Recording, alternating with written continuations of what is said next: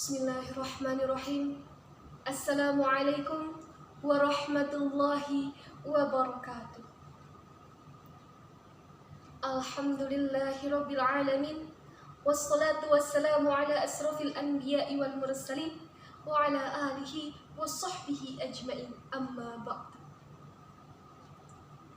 Puji dan syukur marilah kita panjatkan kehadirat Allah Subhanahu wa taala yang mana telah memberikan kita beribu-ribu kenikmatan, terutama nikmat iman, nikmat Islam, dan nikmat sehat.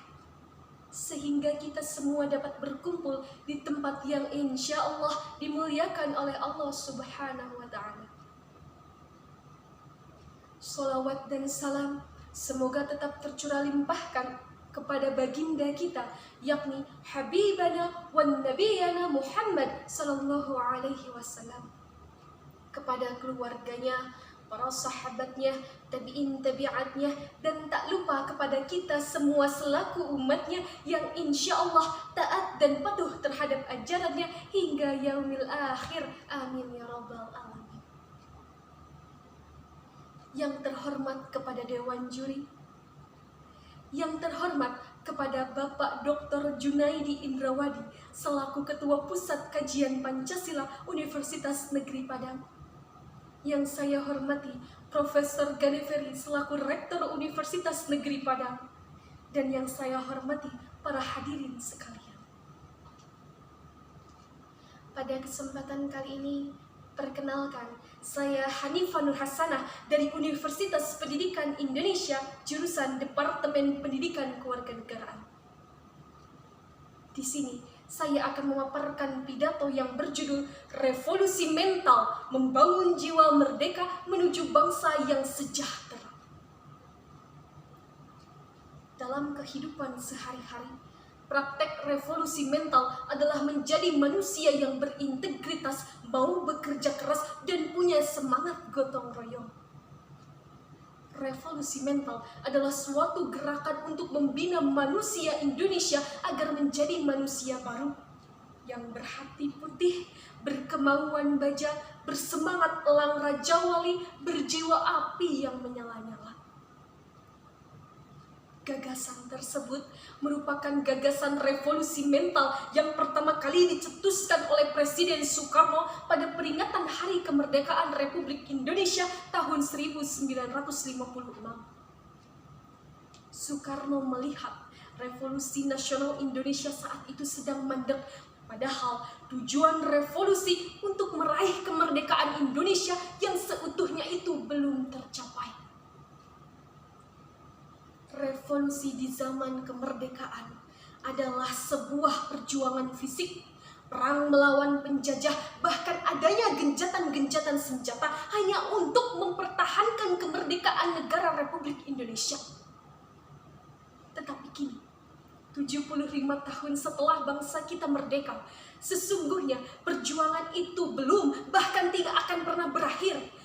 Kita semua masih harus melakukan revolusi, namun dalam arti yang berbeda. Bukan lagi mengangkat senjata, tetapi membangun jiwa bangsa. Membangun jiwa yang merdeka dengan cara mengubah cara pandang, sikap, pikiran, dan perilaku agar berorientasi pada kemajuan-kemajuan dan hal-hal yang modern. Sehingga Indonesia menjadi bangsa yang besar dan mampu berkompetisi dengan bangsa-bangsa lain di dunia. Mengapa membangun jiwa bangsa merdeka itu penting? Padahal membangun jalan, irigasi, pelabuhan, bandara, atau pembangkit energi juga penting. Namun, membangun jiwa bangsa yang merdeka tidak hanya sekedar pembangunan fisik yang sifatnya materialistik, namun sesungguhnya membangun jiwa bangsa. Ya, dengan kata lain, modal utama membangun suatu negara adalah membangun jiwa bangsa. Ide dasar kembalinya gerakan revolusi mental yang digaungkan oleh Presiden Joko Widodo. Jiwa bangsa yang terpenting adalah jiwa merdeka, jiwa kebebasan untuk meraih kemajuan. Jiwa merdeka disebut juga oleh Presiden Jokowi sebagai positivisme. Dewan juri yang saya hormati dan para hadirin yang saya hormati. Gerakan revolusi mental semakin relevan bagi bangsa Indonesia yang saat ini tengah menghadapi 3 problem pokok bangsa. Yang pertama, merosotnya wibawa negara. Yang kedua, merabaknya intoleransi. Dan yang terakhir, melemahnya sendi-sendi ekonomi akibat pandemi.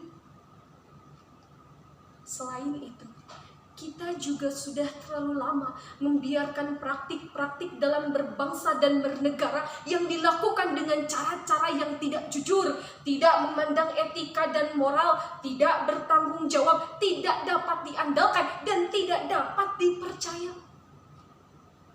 Dengan kata lain, bangsa kita kehilangan nilai-nilai integritas. Akibatnya, kejujuran dan integritas menjadi barang yang sangat mahal dalam kehidupan para penyelenggara negara, begitupun dengan masyarakat. Dalam bidang perekonomian Indonesia sudah tertinggal jauh dengan negara-negara lain. Karena Indonesia kehilangan etos kerja keras, daya juang, daya saing, semangat mandiri, kreativitas, dan semangat inovatif. Kita, bangsa yang krisis identitas, karakter kuat bangsa Indonesia sebagai bangsa yang mempunyai semangat gotong royong, saling bekerja sama demi kemajuan bangsa itu sudah meluntur. Kita harus mengembalikan karakter bangsa Indonesia ke watak leluhurnya, yaitu gotong royong.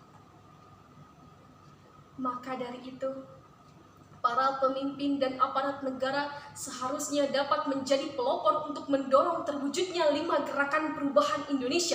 Yang pertama, gerakan Indonesia melayani. Yang kedua, gerakan Indonesia bersih. Yang ketiga, gerakan Indonesia mandiri. Yang keempat, gerakan Indonesia tertib. Dan yang terakhir, gerakan Indonesia bersatu.